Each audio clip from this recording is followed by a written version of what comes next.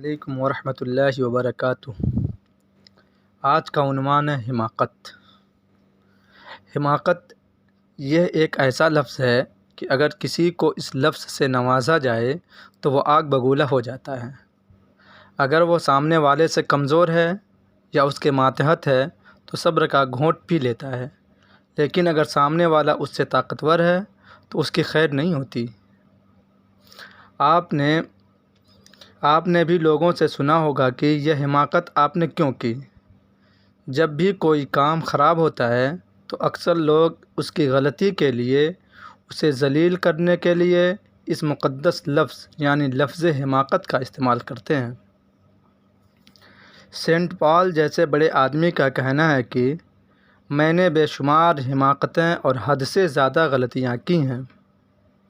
Saint پال کی طرح اپنی غلطی یا اپنی حماقت کا اعتراف کرنا ہر کسی کے بس کی بات نہیں۔ ہمارا تو حال یہ ہے کہ اگر ہم سے کوئی غلطی ہوتی ہے تو ہم اس غلطی کو اپنے سے نیچے کام کرنے والے کے سر تھوپ دیتے ہیں۔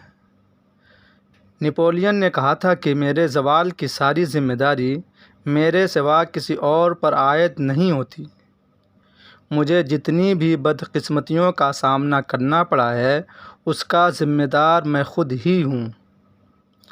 اگر ہمیں اپنی زندگی میں کچھ کرنا ہے تو نپولین جیسی ہمت دکھانی ہوگی، یعنی اپنی غلطی کو تسلیم کرنا ہوگا۔ جب تک ہم اپنی غلطی کو دوسرے پر عائد کرتے رہیں گے تب تک ہم ترقی نہیں کر سکتے۔ یہاں ہم ایک دکاندار کا واقعہ سناتے ہیں جو ترقی کر کے ایک بڑے کمپنی کے مالک بن گئے تھے۔ وہ بتاتے ہیں کہ میں اپنے دکان میں ایک ڈائری رکھتا تھا۔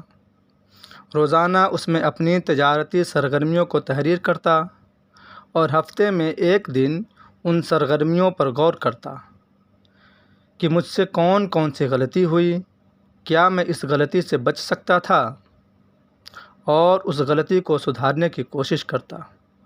یہ طریقہ بہت کارآمد ثابت ہوا۔ دھیرے دھیرے تجارتی سرگرمیاں اچھی ہوتی گئیں۔ یہ طریقہ ہم سب کو آزمانا چاہیے۔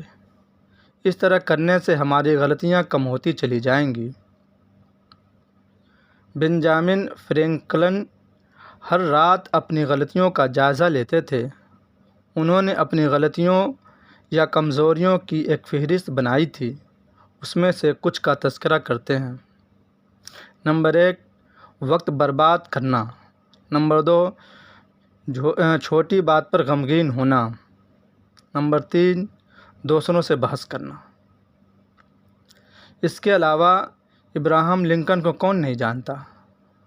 جب وہ امریکہ کے صدر تھے، اس وقت کا واقعہ ہے کہ ان کے محکمہ جنگ کے سیکریٹری نے ابراہیم لنکن کے ایک سرکاری حکم پر نکتہ چینی کرتے ہوئے لنکن کو بیوقوف کہا تھا اور ان کا حکم ماننے سے انکار کر دیا تھا۔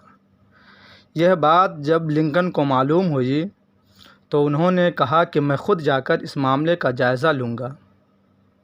لنکن سیکریٹری کے پاس گئے۔ سیکریٹری نے لنکن کو اپنے جواب سے مطمئن کر دیا۔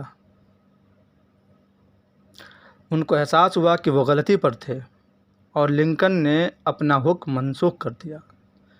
لنکن کو جب اس بات کا یقین ہوتا کہ ان پر جو اعتراض کیا جا رہا ہے وہ نیک نیتی سے کیا جا رہا ہے اور درست ہے تو وہ اعتراض کو قبول کرتے اور اس کی قدر بھی کرتے۔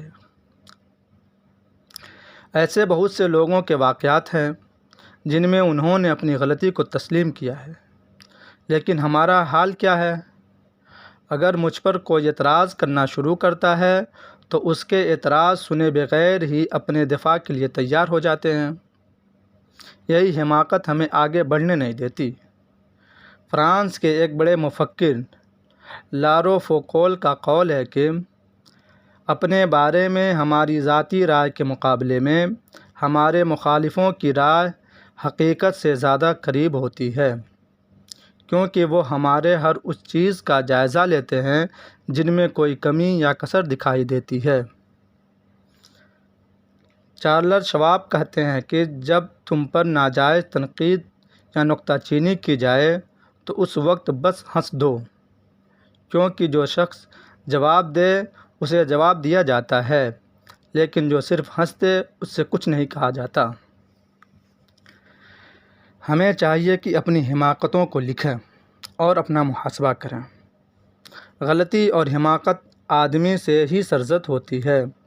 جب بڑے سے بڑے مفکر اپنے بارے میں یہ کہتے ہیں کہ 99% معاملات میں غلط ہوتا ہوں، تو میرے غلط ہونے کے امکانات کیا ہو سکتے ہیں؟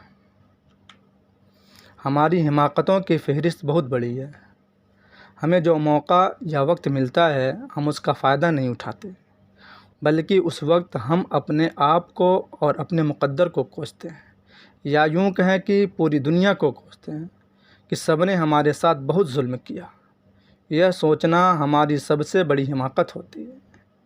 اسی دنیا سے سارے لوگ فائدہ اٹھاتے ہیں۔ اس کی مثال یوں ہے کہ ایک ہی آفس میں ہر ایک کی سیلری مختلف ہوتی ہے۔ جس کے اندر جیسی صلاحیت ہوتی ہے، تجربہ ہوتا ہے، اس کی سیلری اس کے حساب سے ہوتی ہے۔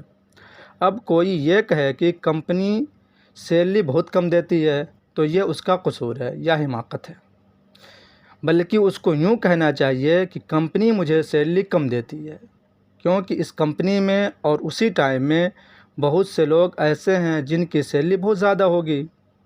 اس طرح بول کر لوگ اپنی کمیوں کو کمپنی پر ڈال دیتے ہیں اور اپنے آپ کو کچھ دیر کے لیے بہلا لیتے ہیں۔ جس چیز کو آپ اپنے لیے اچھا سمجھتے ہیں اور اسے کرنا چاہتے ہیں تو بلا جھجک اس کو کیجیے۔ یہ حماقت مت کیجیے کہ لوگ کیا کہیں گے۔ اس ڈر سے اپنے آپ کو اور اپنے ارادے کو ترک مت کیجیے۔ لوگوں کے تنقید سے مت گھبرائیے۔ دنیا میں جتنے بھی بڑے آدمی گزرے ہیں، شروع میں لوگ ان کو بھی تنقید کا نشانہ بناتے رہے ہیں۔ اسی کے ساتھ اللہ حافظ۔ اگر ہماری ویڈیو آپ کو اچھی لگی ہو تو اس کو لائک، سبسکرائب اور شیئر ضرور کریں۔ جزاکم اللہ خیر۔ اللہ حافظ۔